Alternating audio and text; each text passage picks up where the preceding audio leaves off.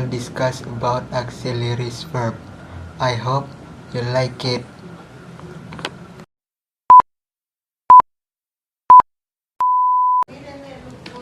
Assalamualaikum warahmatullahi wabarakatuh. Definition of auxiliary verb.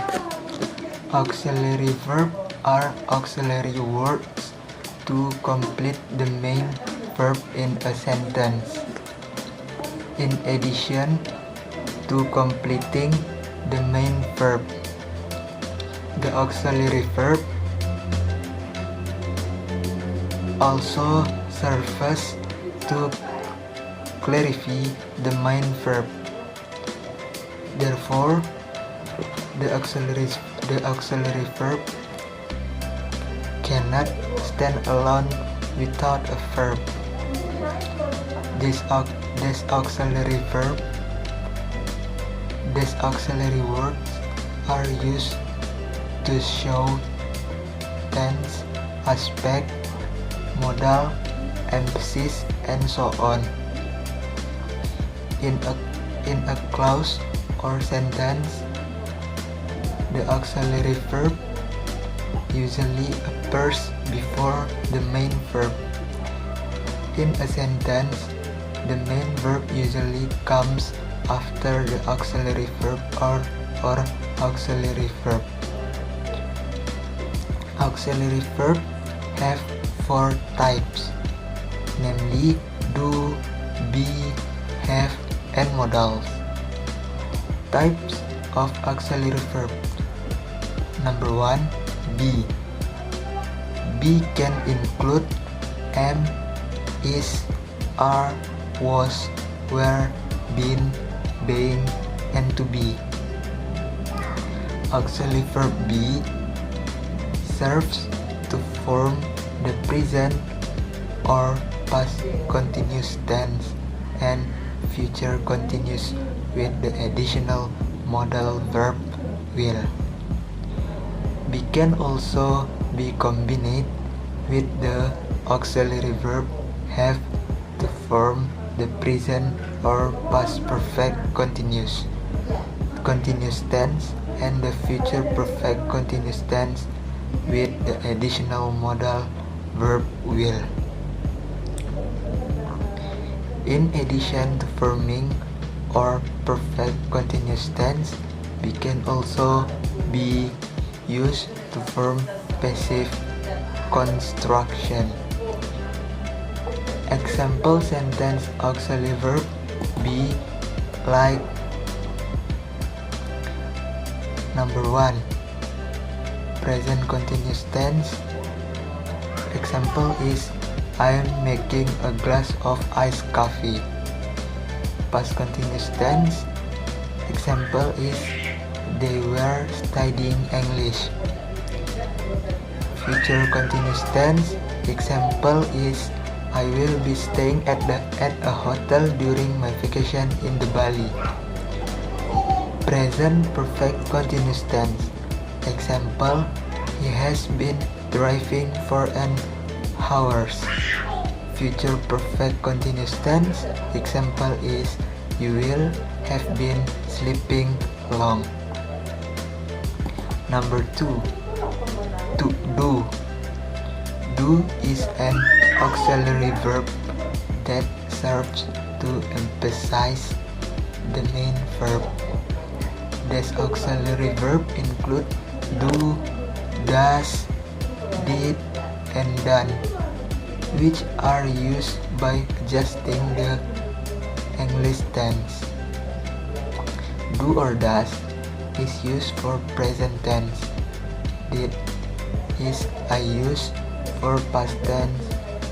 Then done is used for past perfect tense.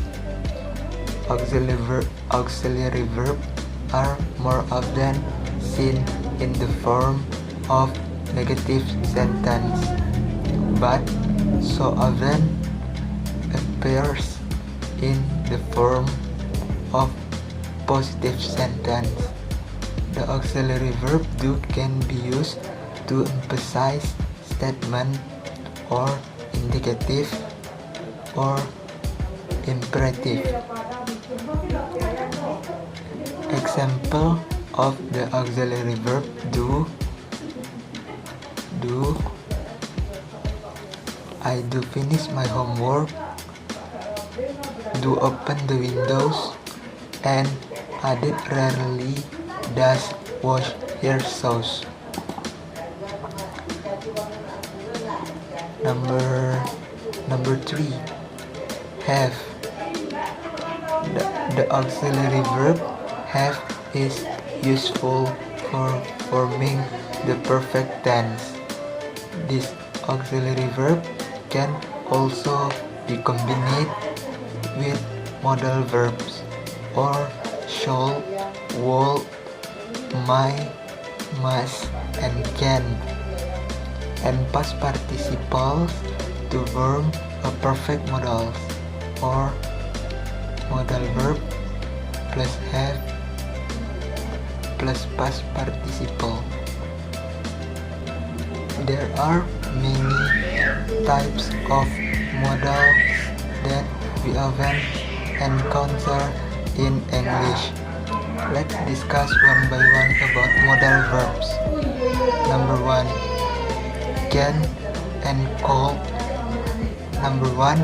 Can and could when translated. Can and could mean able or able. Actually, the usage of can and could is very similar and can something be interchanged. The difference is can is used to describe the current situation, while could is used to describe event in the past. Examples of modal verb sentence can and could is 1. Jenny can sing really well. 2. Don't play with the skisser, it can hurt you. 3. Can I borrow your book? Number 2. May and might. Just like can and could, may and might can be used to express the present and future possibilities. The difference is might is used to describe a less likely occurrence. Might can be used to ask permission, where this modal verb is more formal than can. Example of modal verb sentence might and might is number 1. Maybe she's sick. Number 2. Might I go to the store? Number 3. Will, shall, and would. Will to express willingness. Willingness can be expressed in a type 1 conditional sentence or an invitation. Would can also be used to express willingness but is considered more polite. In addition to expressing willingness, will and would can also be used to talk about possibilities, plans, or make prediction. Shall is used to express the simple future like will but is only used in the first person I and we. Shall is rarely used other than polite questions for the first person.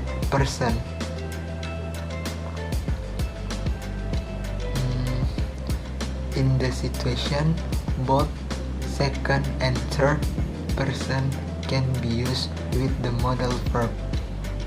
Would alone can be combined with auxiliary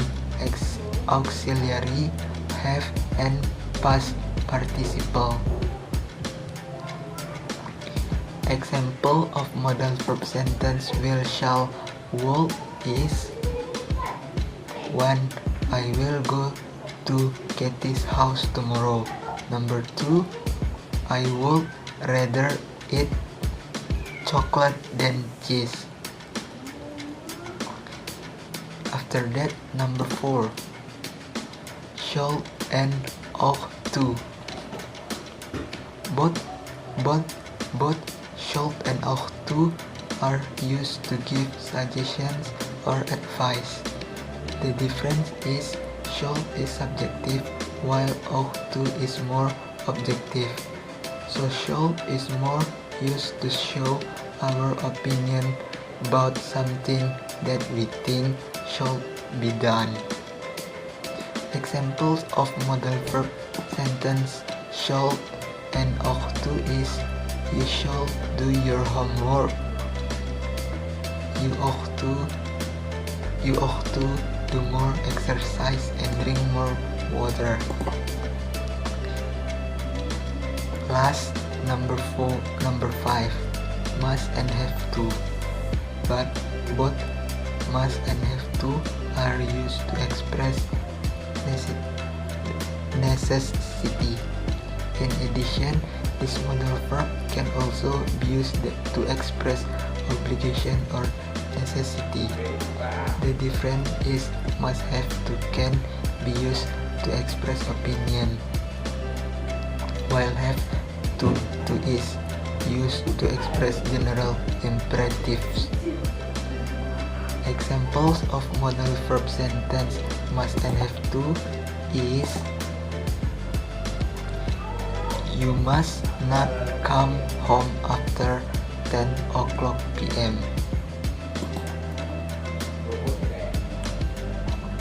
This is my presentation about auxiliary verbs. Thank you for watching and goodbye.